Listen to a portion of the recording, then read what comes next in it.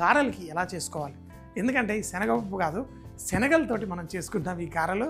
అంటే దాంట్లో తేడా ఏంటో చూద్దాం, చేసుకుందాం. మరి ఈ శనగలు చూడండి, మన ఈ శనగలతోటి వడలు, ఇది పండగలు అనగానే ఏదో రకంగా నానబెడతారు. కొంచెం సాయంత్రం పూట లైట్గా వీటిని వేయించి, స్లోగా వేయించి, నేతిలో వేయించి, ఉప్పు, కారం, పచ్చిమిరపకాయలు, కరివేపాకు వేసుకుంటే టేస్ట్ ఎంత అద్భుతంగా ఉంటుందో. సో ఈ శనగలతోటి మనం చేసుకున్నాం. ఫస్ట్గా మనం అల్లము, పచ్చిమిరపకాయలు, ఎందుకంటే ఈ కింద భాగంలో కొంచెం ఫస్ట్గా పర్ఫెక్ట్గా గ్రైండ్ అవుతుంది. అలాగే దీంట్లో కరివేపాకు చూడండి, ఈ కింద భాగంలో ఇవి వేసుకోండి. అలాగే దీంట్లో కొంచెం సోంఫు, జీలకర్ర. సోంఫ్ ఎటువంటి వడలైనా కానీ భలే టేస్ట్ ఇస్తుంది. కావాలంటే మీరు దాల్చిన చెక్క కూడా తీసుకోవచ్చు, కానీ ఈ శనగలతో చేసేదాన్ని నేను వేయట్లేదు. అయితే ఇందులో 2 చెంచాల మినపగుండ్లు నానబెట్టేసుకొని పెట్టాను, అవి కూడా వేస్తున్నాను. కొంచెం బాగుంటుంది రుచి. ఇందులో శనగలు, ఈ శనగల్ని మనం ఇందులో మొత్తం ఒకేసారి వేయకండి, కొంచెం కొంచెం వేసేసి గ్రైండ్ చేసి పక్కన పెట్టి మిగతాదంతా కలిపేసుకోండి. సాధారణంగా మనందరం ఇలా శనగపప్పుని నానబెట్టి చేసుకుంటాం. శనగలతోటి వాటిపైన తొక్కతోటి ఒక మంచి టేస్ట్ వస్తుంది. ఉల్లిపాయలు కావాలంటే కొంచెము పుదీనా కూడా వేసుకొని మనం ఫ్రై చేసుకోవచ్చు, టేస్ట్ బాగుండడానికి. కొంచెం బరకగా గ్రైండ్ చేసుకున్నాం.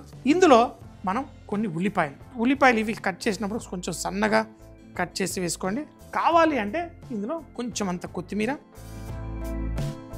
అలాగే కొంచెం ఉప్పు వేసి దీన్ని పర్ఫెక్ట్గా కలిపేసుకోండి. కలిపేసి మళ్ళీ వడలు వేసుకొని మనం చూద్దాం. చిన్నగా కొన్ని పెద్దగా వీటిని ఫ్రై చేసుకొని భలే టేస్టీగా ఉంటాయి. సో మీకు నచ్చినట్టుగా చేసుకోండి, ఫుల్గా ఎంజాయ్ చేయండి. చిన్నవి రెడీ చేసుకున్నాం. చిన్న వడలు భలే క్యూట్గా ఉంటాయి, ఎందుకంటే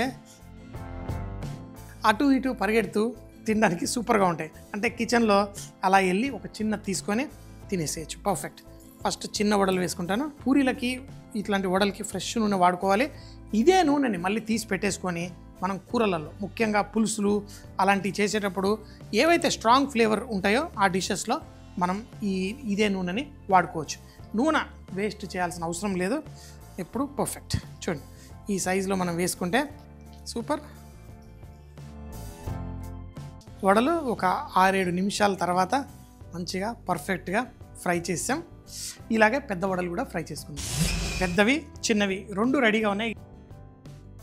దసరా పండగకి మనం చేసుకుంటున్న స్పెషల్ రెసిపీ శనగలతో వడ. అయితే శనగల వడ తయారు చేసుకోవడానికి ముందుగా మిక్సీ జార్లో అల్లం, పచ్చిమిరపకాయలు, కరివేపాకు, సోంఫు, జీలకర్ర, కొంచెం నానబెట్టుకున్న మినపగుండ్లు, నానబెట్టుకున్న శనగలు మిక్సీ జార్లో వేసి బరకగా గ్రైండ్ చేసుకోవాలి. చేసుకున్న దాంట్లో కొన్ని ఉల్లిపాయలు, కొంచెం పుదీనా, అలాగే కొత్తిమీర కూడా వేసి ఉప్పు అడ్జస్ట్ చేసుకొని చిన్న ఉండలుగా తయారు చేసుకోవాలి. మనకు కావాల్సిన సైజులో చేసుకున్న వడల్ని మంచి బంగారు రంగు వచ్చేంత వరకు ఫ్రై చేసి పెట్టుకోవాలి.